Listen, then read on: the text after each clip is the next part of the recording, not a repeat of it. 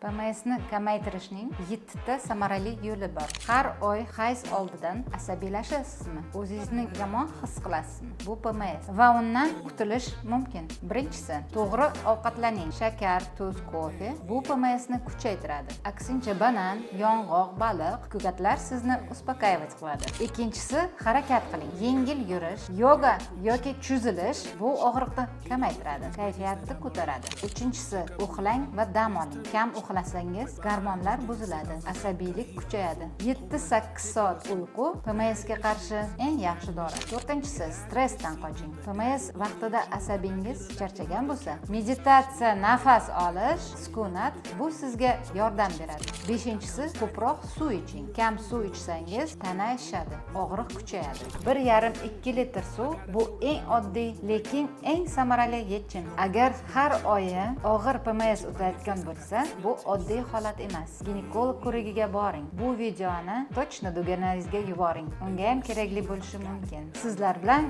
akusher-ginekolog Husaynova Hilola Anvarna.